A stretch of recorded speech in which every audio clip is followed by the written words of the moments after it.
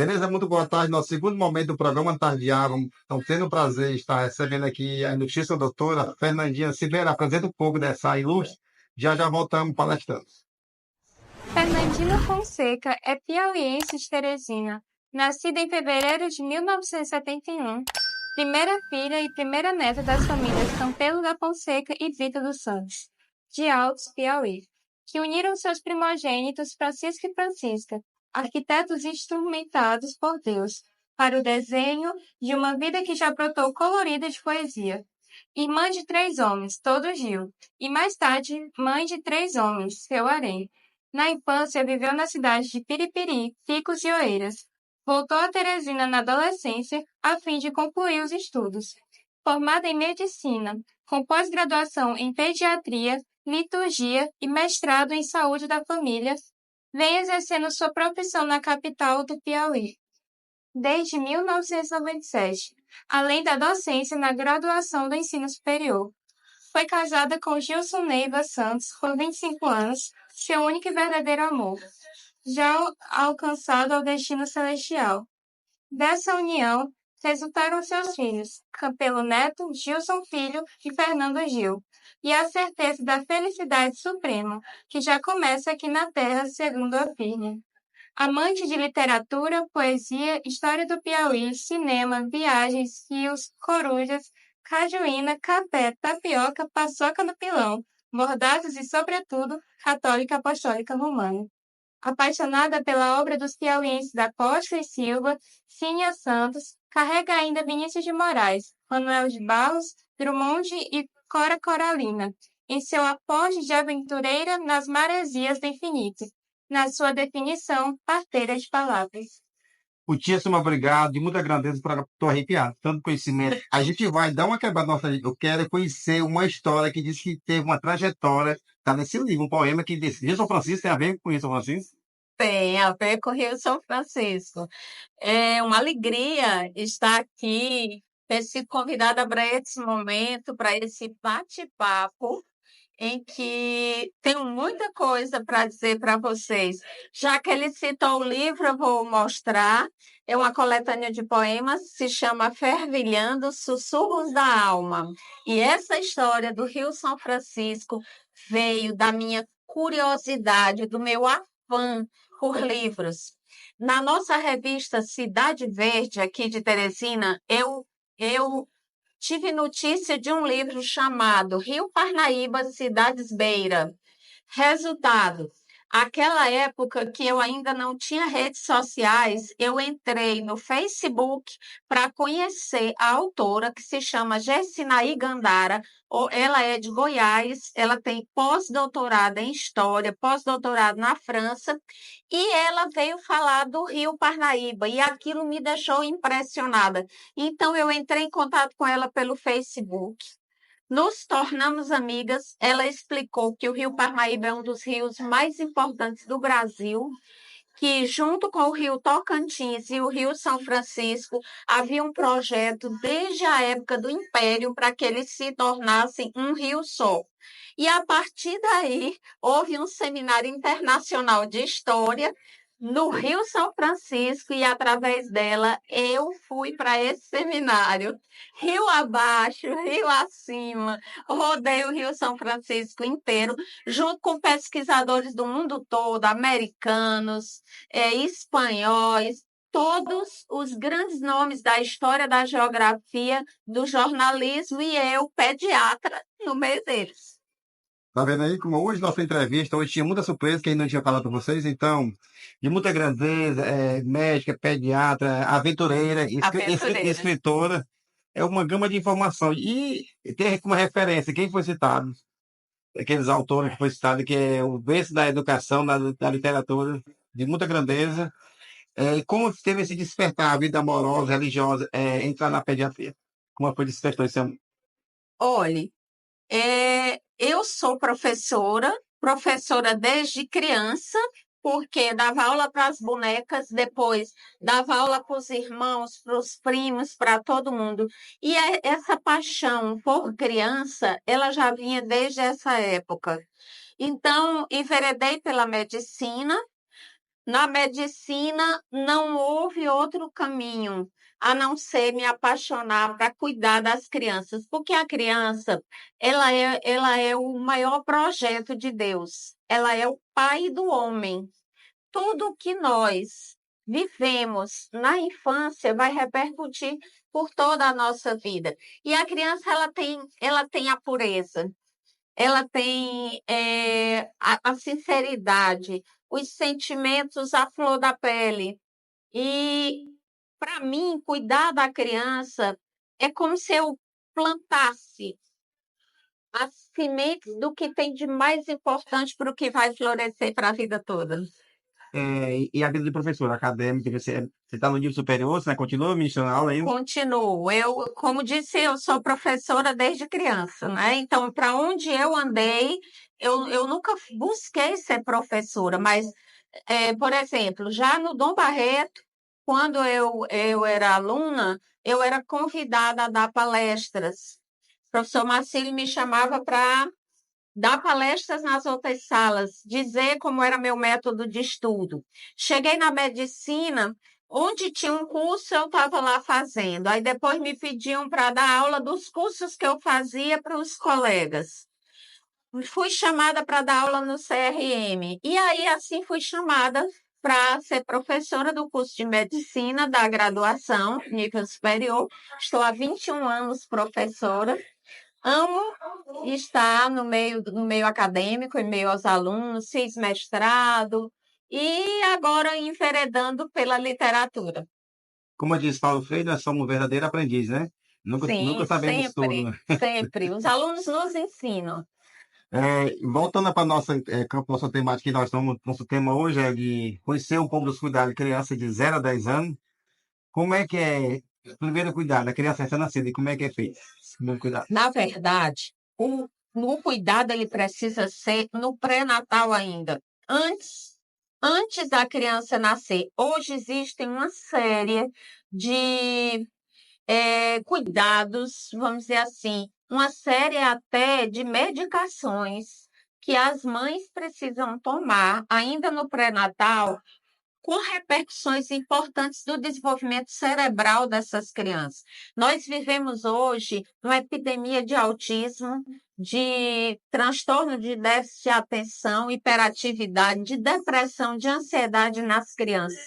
E hoje os estudos já mostram que fatores relacionados tanto com a alimentação, mas como também com os cuidados com a saúde física e mental das mães levam a repercussões a nível do córtex cerebral, anóxia, ou seja, falta de oxigênio no cérebro da criança, no intraútero, pode ter repercussões para a gênese de todas essas doenças. Então, o cuidado começa aí. Então, o que é que nós gostaríamos de deixar assim para a população? A hora de ir ao pediatra não é depois que a criança nasce, é a consulta pré-natal do pediatra.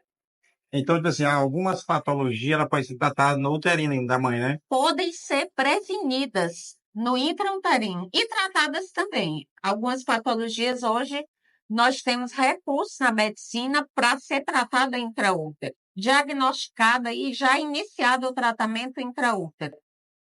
Por isso que fazem uma série de exames, a criança já sai da maternidade com teste do pezinho, da orelhinha, uma bocado de coisa ali, já vai fazer um pré-diagnóstico da vida adulta ali, né? Isso, esses testes de triagem, eles são muito importantes. Hoje nós temos teste do pezinho, que vai diagnosticar uma série de doenças. Hoje o Piauí, ele entra numa fase de um teste do pezinho ampliado. Infelizmente, ainda não está disponível em todas as cidades do nosso estado, mas nós temos avançado. Temos teste da orelhinha, que vai avaliar o risco de surdez. Temos teste da linguinha, que tem repercussões na fala da criança, e temos teste do olhinho e do coraçãozinho. Então, assim, veja que tudo de criança é lindo. Olhinho, coraçãozinho, pezinho, tudo carinhoso. E quais são as doenças mais comuns que aí fazem nas crianças? Nós ainda temos muita prematuridade, né? Eu trabalho em maternidade com crianças prematuras, então os riscos ainda de crianças prematuras são muito grandes. A maior mortalidade infantil, ela ocorre na hora do nascimento. Depois disso, no primeiro mês de vida, e depois disso, no primeiro ano de vida. Então, assim, o primeiro ano de vida, ele é aquela fase, eu costumo dizer para as mães que é o aniversário que tem que ser comemorado, porque são vencidas muitas barreiras, aí é o maior risco. Então, o que é que nós temos? Infecções respiratórias, infecções mesmo bacterianas, que a gente chama infecção neonatal, que já pode vir de coisas. Vou dar um exemplo: uma mãe que tem infecção urinária na gestação, ela tem um fator de risco para uma infecção do seu bebê. Uma mãe que tem, vamos dizer, corrimento com infecção, é outro fator de risco.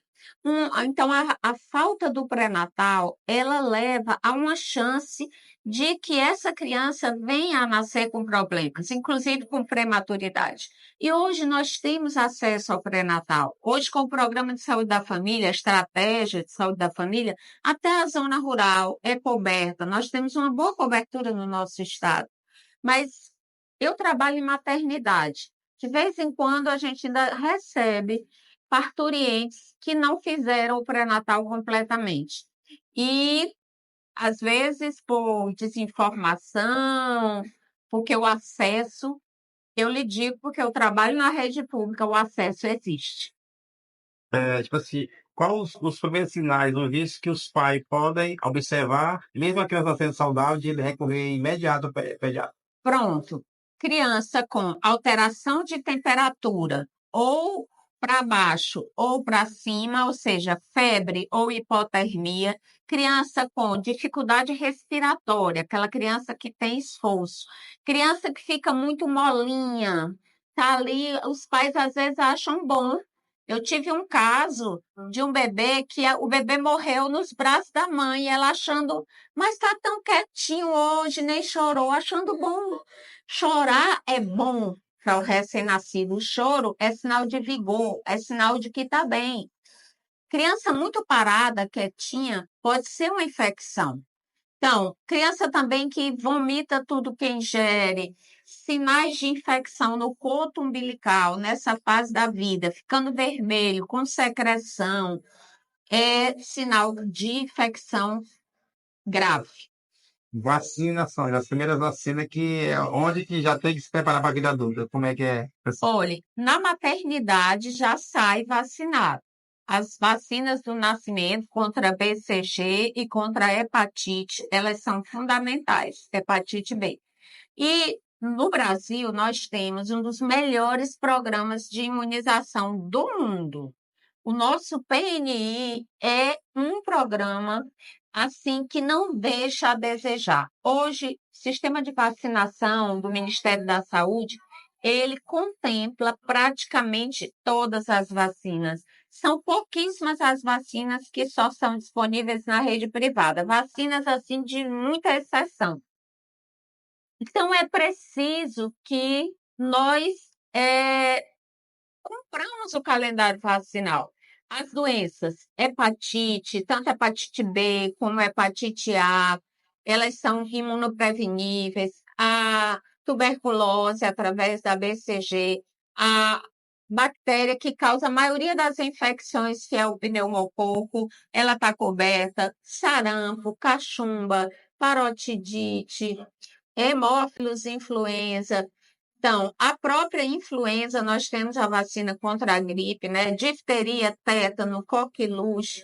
Olha, vacinas como a poliomielite, contra a poliomielite. Então, assim, nós temos casos de doenças extintas no mundo por conta de vacinas, como foi a varíola.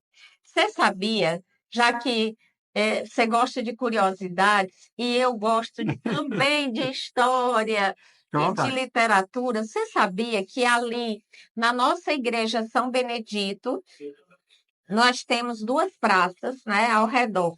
Ali naquelas praças eram cemitérios. Na década de 50 do século 1900,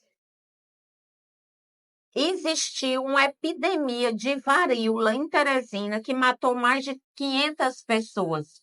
E essas pessoas foram enterradas naquele cemitério ao lado da igreja de São Benedito. Só que se criou um verdadeiro horror. Ninguém pisava mais na igreja. Então, foi obrigado a se construir umas praças por cima dos cemitérios e esperar que a memória popular fosse apagada, porque, infelizmente, as pessoas não gostam de história e esquecem. Então, as pessoas foram deixando essa história morrer, aí foi que se voltou a frequentar a igreja de São Benedito. Mas ali tem enterrado mais de 500 pessoas com varíola. E foi uma doença extinta com a vacina. Está no livro do professor Matias, chamado Frei Serafim. Então, ali na Praça da Liberdade já foi no passado, né? Foi no passado um cemitério de varíola. Então, veja a importância das vacinas. Alimentação. Às vezes, criança de 2 aninhos, a pessoa acha que pode comer tudo, às vezes os pais forçam e termina trazendo problemas futuros, né? Olhe, eu tenho 30 anos de pediatra. Eu sou de uma geração que nós lidávamos no Brasil com desnutrição. Infelizmente, hoje, nós não temos mais um problema que seja por falta de comida, mas é o contrário, nossas crianças estão obesas. E nós, quando eu digo infelizmente, é porque nós temos uma desnutrição que é uma desnutrição oculta, que é a criança obesa, mas ela não está com a alimentação correta. Ela tem falta de ferro, ela tem falta de micronutrientes, e ela está obesa e está com colesterol elevado, com triglicerídeo elevado, com glicemia elevada. Isso é aquilo que eu falei, que a criança é o pai do homem. Por que que nós vivemos hoje no mundo uma epidemia de hipertensão, diabetes, de cânceres, de doença cardiovascular? Porque nossas crianças estão recebendo o que eu chamo uma poupança de coisa ruim na sua alimentação. Então, doutor, tipo assim, falta mais introduzir alimentação saudável, né? Falta. Eu vou lhe dar um exemplo. Eu atendi uma criança no consultório essa semana. A criança tinha quase 4 anos de idade. Essa criança só come comida liquidificada. É uma criança que está com problema de fala, está com problema na escola, ainda hoje usa fralda descartável, ou seja, uma criança que você vê nitidamente que é uma criança desassistida em vários aspectos. E a criança, ela apresentava uma pele muito amarela. Algumas crianças ficam com essa cor da pele que a gente chama carotinêmica, porque ingerem muitas substâncias de cor amarela, como cenouras, como outras frutas amarelas. E eu perguntei isso para a mãe. Ela come muita fruta amarela? A mãe me respondeu o seguinte: não, ela come muito petisco amarelo. Então, a criança, veja bem, a comida é liquidificada, porque, segundo a mãe, essa criança não consegue mastigar. Mas o petisco ela mastiga. Então, essa é a geração que nós estamos criando. Uma geração que se alimenta na frente de uma tela, para hipnotizar a criança e ela engolir o que for colocado na boca. Então, isso nós estamos plantando, adubando, fermentando uma geração de obesos e de desnutrição oculta, que até os adultos hoje têm desnutrição oculta, falta de vitamina D, falta de micronutrientes na sua alimentação. Será que é mais pela praticidade, em vez de levar uma fruta, uma maçã, bota o Nescau, tem vitamina também, aí tá uma falsa enganação à criança, mas o Nescau tem 7 vitaminas. Exatamente. As mães, elas dizem assim, mas ele não come. Mas quem ensinou a comer as outras coisas? Quem comprou? Se não foi a família? Como que a criança conheceu o Nescau, se não foi introduzido pela mãe? Como ela conheceu o petisco? Como ela conheceu o iogurte? A gente vai adentrar um pouquinho na muita limitação, atividade física, tem muitos pais que sobreprotegem as crianças, não deixa botar o pé no chão, não deixa explorar, né? Adquirir esses anticorpos, isso conta muito, né? Conta, hoje nós temos isso como teoria comprovada dentro da medicina. Há uma necessidade de estimular o sistema imunológico da criança. Então, ela precisa ter contato com alguns tipos de, vamos dizer assim, desencadeadores da produção de linfócitos, que são células de defesa do corpo, para que ela desenvolva seu sistema imunológico, não é?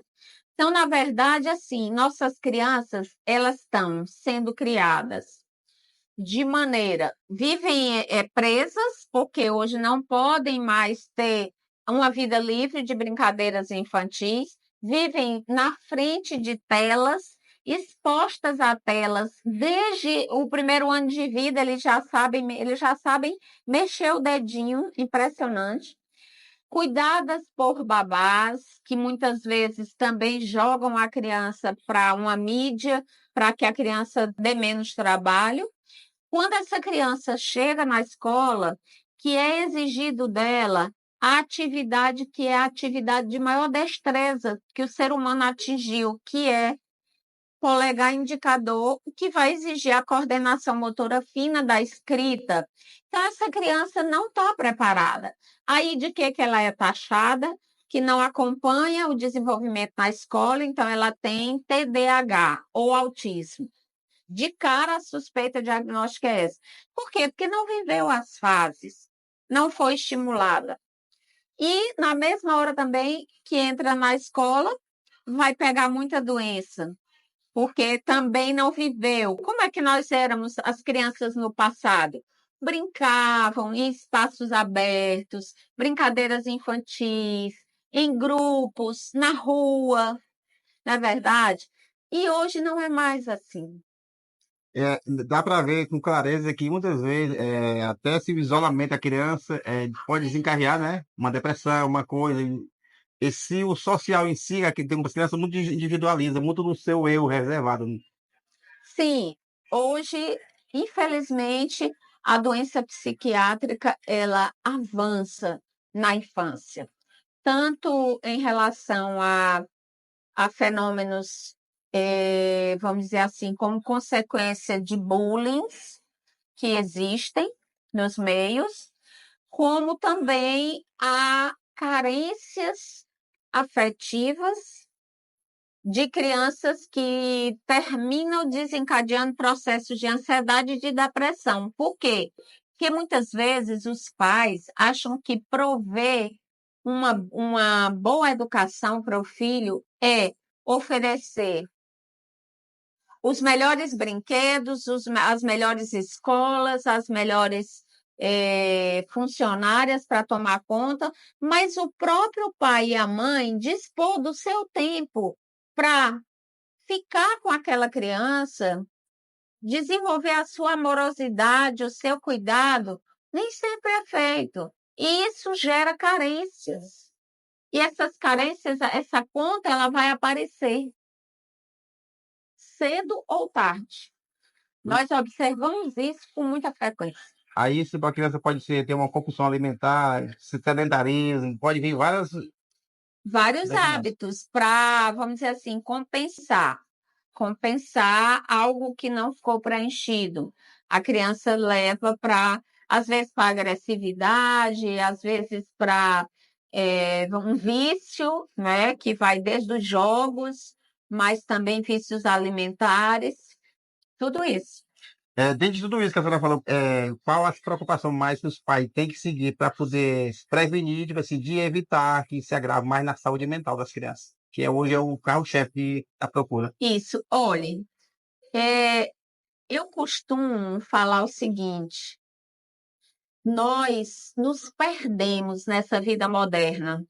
Nós nos cercamos de muita coisa, muita tecnologia, de muitas facilidades, mas nós nos perdemos no sentido de que os valores principais, que são os valores da família, os valores da honestidade, os valores da religiosidade, os valores do amor, da amizade, eles estão se perdendo no meio a uma correria de estresse, de trabalho, de dinheiro, de conseguir galgar coisas muito mais materiais do que os valores principais. E isso aí, as famílias que se constituem e que não levam a vida dentro desse sentido, que é o sentido para o qual Deus nos criou, para que nós possamos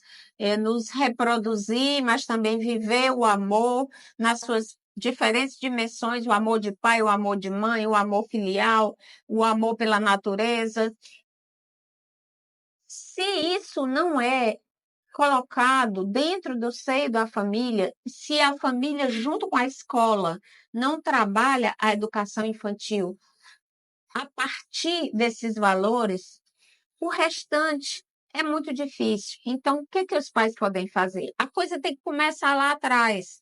É como eu disse, você tem que escolher um projeto de vida que você, tudo bem, tem que trabalhar. Eu sei que a vida é difícil, todo mundo tem que correr para poder ter o seu sustento, mas eu não posso trocar aquele momento de espiritualidade, de vida em família, de vida saudável em termos de alimentação, de prática de atividade física.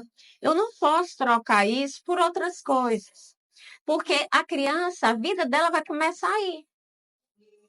E aí a outra parte, que vem a parte de doenças, mais especificamente, nós sabemos que não existe doença, não existe saúde física sem saúde espiritual, social, né? A gente vai estender agora esse recado para os pais, né? Que os pais que levam as crianças, qual a importância de fazer as consultas periódicas com as crianças, que elas não vão sozinhas, né? E seguir esse cuidado. Isso. Então, como eu falei, a primeira consulta seria no pré-natal, depois uma boa assistência ao parto.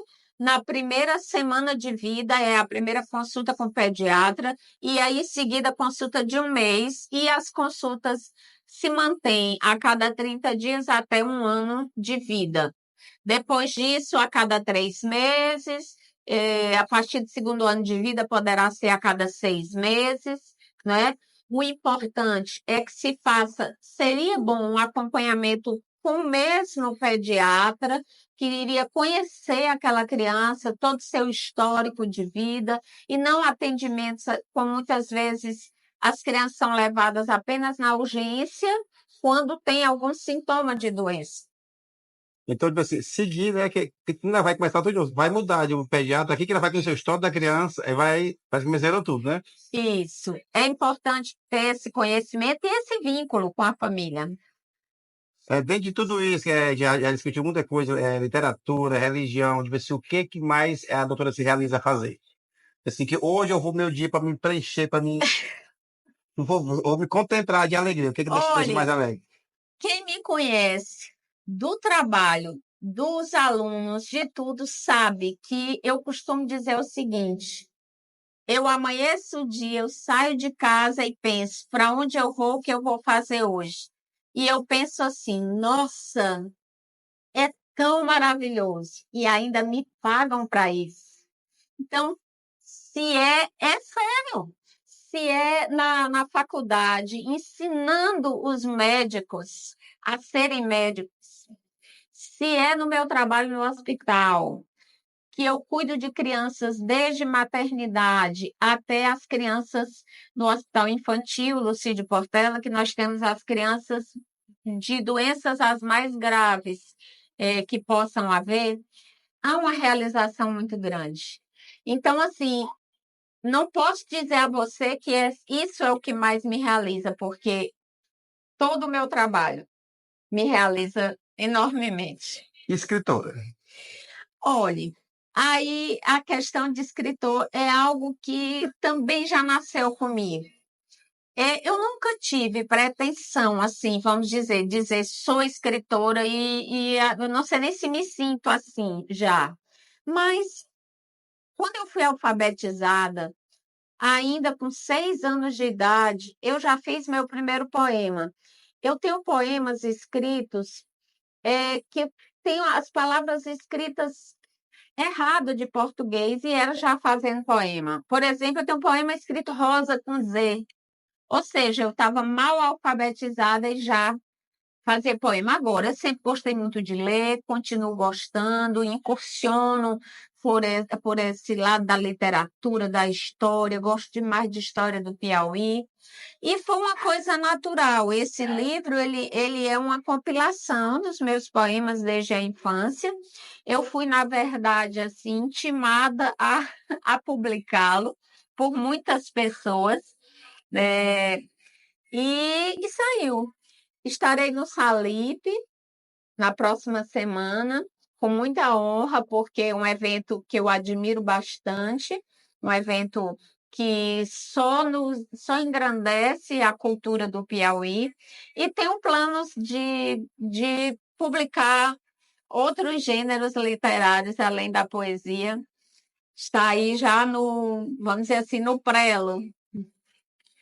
Eu queria que você deixasse dica para quem vai entrar na pediatria, quais os obstáculos que possa encontrar, né? Que tem que trilhar seu próprio caminho. Olha, pediatria, ao meu ver, é uma das especialidades do futuro. Por quê? Porque hoje a pediatria ela avança para algo que é inevitável, que é a parte da genética. Hoje, no Canadá, a residência em pediatria é uma residência que tem um ano a mais, e esse ano é todo dedicado à epigenética. O que é isso? Hoje a ciência já sabe que existem artifícios genéticos que podem ser trabalhados para repercutir na prevenção de doenças. Artifícios genéticos que já são, algumas coisas já são hoje utilizadas. Por exemplo, eu tenho medicações, vamos dizer, o ácido fólico, que hoje é usado para se prevenir malformações do tubo neural. Isso é uma coisa de longa data. Então, igual a isso, tem uma série de coisas sendo pesquisadas. Isso vai passar pela pediatria, né? Então, o conselho que eu dou, nós hoje temos um boom de procuras por áreas dentro da medicina, que são áreas, vamos dizer assim, que parecem ter um retorno financeiro imediato, vamos dizer, são as áreas da moda. E dentro da pediatria, nós temos muitas especialidades que também são bastante ainda, vamos dizer, existe uma grande demanda no mercado. Então, o primeiro conselho que eu dou para quem quer ser pediatra é amor. Tem que amar. Não se faz pediatria sem amar as crianças. Mas, principalmente, além de amar, é ter essa consciência da sua importância, do seu papel, do que significa realmente a pediatria. Vamos dizer, dentro da área da medicina, é o que vai, sem pediatria, você nem vira adulto. Então, as outras áreas não vão ter nem como atuar, né? Então, tipo assim, a gente vai, aquele pai de primeira viagem vai iniciar. Essa dica vai, tipo assim, quem quer formar família, vai iniciar, vai vir primeira criança. Eu conselho agora para quem vai formar família. Dica para os pais que vão iniciantes.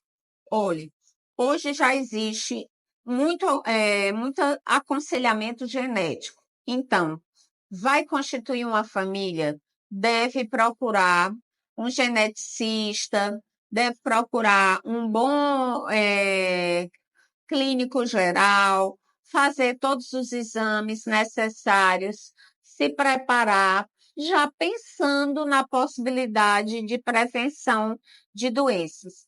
E deve se preparar psicologicamente, criar um ambiente de família adequado para que você possa constituir essa família com valores, com tempo, com uma estrutura emocional adequada para gerar um filho. Então, não é só você pensar assim, eu vou prover uma boa alimentação, vacinas, eu vou prover medicações se for preciso. Não, eu tenho que pensar, antes de tudo, na estrutura. Estrutura, inclusive emocional, espiritual, para receber essa criança. Tem que ter esse preparo antes, né? Tem, é o fundamental. É o básico, né? É o básico. Sem isso, nada funciona, porque você já pensou, a família se constitui e aí vai ter um filho, mas eles não estão preparados psicologicamente. Nós temos muitos casos de mães que entram no estado de psicose puerperal. É um estado de alterações psiquiátricas, porque a mãe, ela surta, a palavra é essa. Temos muito índice de divórcio logo após o nascimento de filhos, porque para o pai também são muitas mudanças. Se não houver um preparo psicológico, nem sempre eles dão conta. Então, gente, eu falando assim, parece até que ter filho é uma coisa ruim e difícil. É não, viu? Eu tenho 3, foi o período mais maravilhoso da minha vida. E assim, nós pediatras estamos aqui para ajudar nesse momento também. Aonde que a senhora tem o contato, que quem possa deseja encontrar a doutora, onde é? Sim, eu atendo um consultório no Hospital HTI, no Espaço Vida do HTI. Trabalho na rede pública, no Hospital Infantil, Lucídio Portela, trabalho na maternidade do Cianca e também atendo as pessoas pelo SUS no nosso ambulatório da faculdade Uninova FAP. Lá eu atendo com os alunos, lá atendo público em geral. Doutora, muitíssimo obrigado. A senhora trouxe muito conteúdo, muita informação, de muita grandeza para cima da médica. Foi simplesmente assim, foi de arrepiar suas histórias, a gente viajou em vários contextos. E é isso que o programa Tarde busca, pessoa sincera que traga inspiração, que venha aqui palestrar com a gente e levar informação. Hoje, o programa Tarde não está mais só sendo visto por Teresina, nós temos um prazer que estou dizendo que estamos falando, piauienses falando, lá de Alto Longar, minha terra, estamos em Teresina, falando para o mundo. Hoje o americano nos assiste, hoje os turcos nos assistem, hoje nós estamos, os indianos nos assistindo, e por que não, lá no Irã. E a gente almeja chegar mais longe levando essa verdade, essa informação, que se a marca que a gente está vindo pessoa com muito respaldo, com muito conhecimento, mas a senhora aprendeu todo mundo e somou muito com a gente. E a gente sempre finaliza com a lembrança singela, é sua, feita, projetada, pensada nesse momento. Que maravilha, eu que agradeço a oportunidade de vir ter assim uma conversa tão aberta e parabenizo pela iniciativa, porque nós temos hoje um mundo que realmente podemos ter essa amplitude de informação, esse alcance, né? Gente, que linda, amei. Vejam. Vou guardar com muito carinho, com lembrança desse momento. Isso é o programa Tardeado desse 7/6 de 2025. Fechamos a nossa segunda pauta com muita grandeza e muito bem acompanhado com a ilustríssima doutora Fernandina. Fernandina. Foi muita satisfação, foi incrível. Obrigada. Vamos fazer